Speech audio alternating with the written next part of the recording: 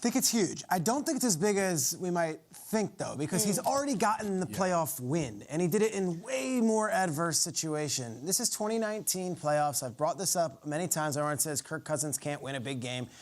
Kirk Cousins, the underdog Vikings, went into New Orleans, into the Superdome against a Saints team that was absolutely rolling, and he hit Kyle Rudolph on this touchdown in the back of the end zone in overtime to eliminate a Sean Payton, Drew Brees, red-hot defense-led Saints team. Okay, but you look at that date in the top left corner, that's now 4 years ago. Yeah. Then you get to 5 years. Then you get to 6. You don't get that many.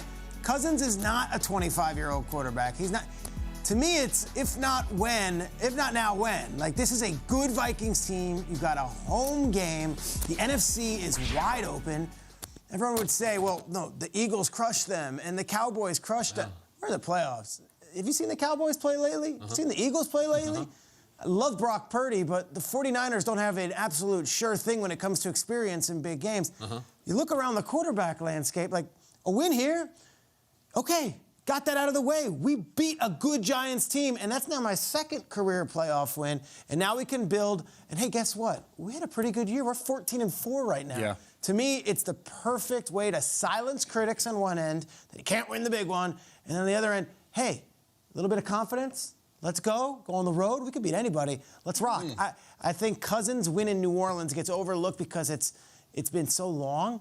I think this re-engages that conversation of, wait a second, maybe Cousins can win the big game. And you know what? As we're getting closer to the game and everyone's picking the Giants, I kind of like the Vikings in this one. A lot of heat on the Giants. It's a huge game, and I think, to your point, it's a huge game because what it sets up the next round. Like, we know he's won this type of game, and I think more important than that, he's going against a New York Giants team that they're expected to beat. Like, the Minnesota Vikings have won 13 games this season. The Giants, brand new coach, they come in and they figure things out. They've played well this season. But for Minnesota and for Kirk Cousins, you can't lose this game in the wild card division. This is one you have to win to set up that next round. When he beat the Saints that year, that next round, he goes against a better team in the San Francisco 49ers who go on to make it to the Super Bowl. So you look at that and you can say, oh, Kirk Cousins couldn't win. He won the game. He won the game he wasn't supposed to in that year, beating New Orleans, and loses to a better team in the San Francisco 49ers. You can't allow that to happen with the New York Giants. And as you look at them this season, I'm not going to live in the past with Kirk Cousins and go through the big games, the prime time, and all of that. This season, they've lost some games, and they've lost them in bad fashion. But in those games, it wasn't just Kirk Cousins that wasn't able to perform. In those games, Justin Jefferson averaging 30 yards per game, 0 touchdowns. Dalvin Cook averaging 30-something yards in those 3 games, 0 touchdowns. So for the Minnesota Vikings in big games, like a playoff game, it's not just Kirk Cousins who has to step up, but it's 2 guys, in Dalvin Cook and Justin Jefferson, and then Kevin O'Connell. They have to step up to be able to find ways to get these guys the ball, to be able to produce and make it a little easier on Kirk Cousins. I'm not trying to put you on spot here and on blast. We've done a lot of conversations on Kirk Cousins. The night before a game, and you got Peyton Manning lining up, and you got Tom Brady, you got Mahomes. As a defensive player, we got Kirk Cousins tomorrow. Like, what's the overall reaction having played in the league for 13 years? Kirk Cousins is similar to like a Matt Ryan, a Matt Stafford. I'm not saying he is those guys, but you don't look at them in the same category as the first 3 you mentioned, in Manning, Brady, and Mahomes. But you put the film on these guys, it's just like, hey, we can't let them get hot. Because if they get hot, they can go on a roll and they can devastate us. And we can jump out, make some plays, maybe we can take advantage. But these guys, when they're hot and they're on, they're really good. And yet sometimes, like, his stats are prolific and he lights it up, but this is the Cousins conversation. I actually don't think he can improve much in this game. There's going to be a lot of, good job, you beat the Giants, you're supposed to win. And, you know, Peter, you were started by saying, you know, he got the playoff win. He's 34. He's won 1 playoff game. It's time to start going. But I think all you can do now, there's so many slights and doubts and jokes and memes against Cousins for so many things. I think you can only start peeling them back one at a time. Because at the top, there's never win a Super Bowl, won't win a title game, can't do this, can't do this, can't do this. It has gotten so deep in the minutia of Kirk Cousins' jokes online that we're done with can't win in primetime. We have moved to can't win in late window games, which is now the new joke. That is really splitting hairs and sliding someone. But is it true? I did the deep dive on this. Let's look at Kirk Cousins with Minnesota.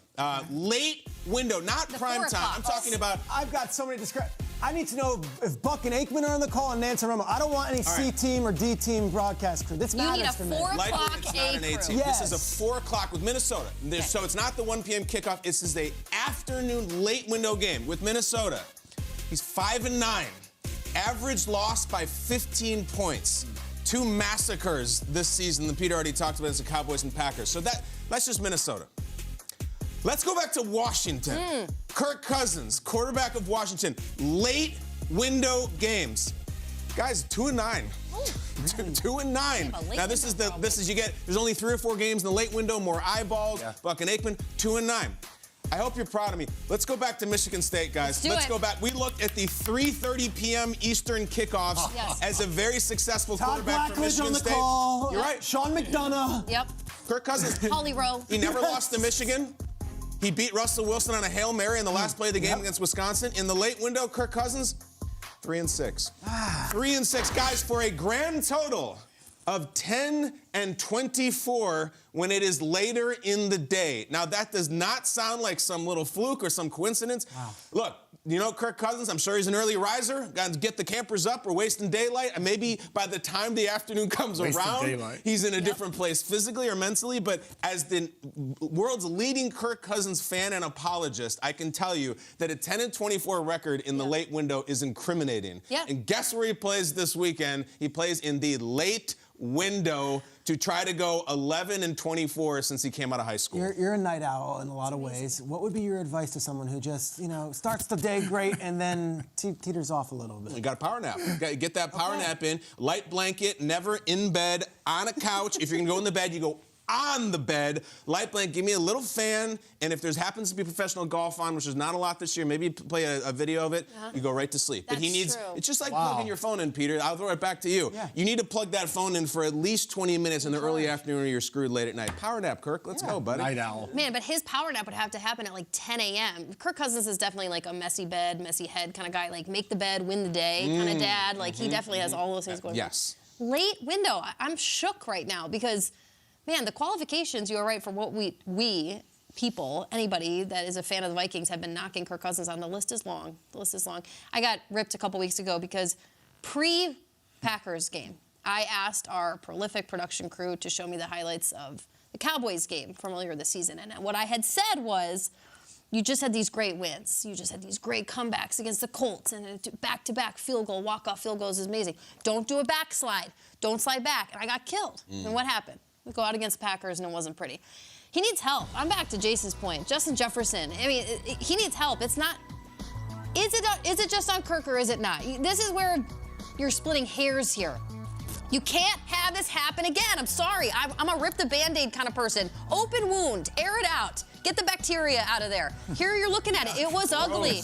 It was ugly. It was gangrene. It was gangrene on the site of the injury right now. Is that Bactine you spray on it? Yes, and it hurts. It helps. Guess what? Look at it. Don't blink, Vikings fans. Look at what you're looking at right now. This game mattered for morale, for the emotional roller coaster of this season. You had just come off these back-to-back wins. You're all pissed off at me for showing Cowboys, why does this matter? Her point makes no sense. It makes sense. Because you cannot let this happen to you. And who is in charge of that? Who is the guy? If you want him to be the rah-rah guy when things are awesome and he's wearing the chains, he's got to be the rah-rah guy when things go poorly, when you have the dip. If he wins this game, it just begins the climb again, the roller coaster, right up. Make a lot of sound effects on this show, I just realized. They're good, though. I love sound effects. It's been dissected a bunch. Sound effects included or not. Like, they wore the wrong cleats in Lambeau. That was like, okay, you come out there, they didn't have the screw-in ones, they were wearing the wrong cleats, and they were all slipping all over the field. That was one thing. This game's at home, they know the surface. Yeah. Wow. Second thing. Wore the wrong cleats. Oh, yeah. I go division opponent. How does that happen? The second thing I would say is that game, the center was thrown into there, the third center. And you saw Cousins doing the... Yeah. You'd hope that the Vikings fans, who are the smartest in the game, I mean it, the smartest, none of those issues will happen. Silent count, all that stuff. It's going to be, there are great things in their favor with this game being in their building than it was in that awful one. But then again, the Cowboys beat them in that building 40-3. So what am I talking about? Exactly. And like, that's the thing. It's just sometimes air the wound out, look at it. Don't burn the tape. Look at the tape and be better because of it. I'm still stuck on the wrong cleats. Yeah, no, that shook me too. That was mind-blowing.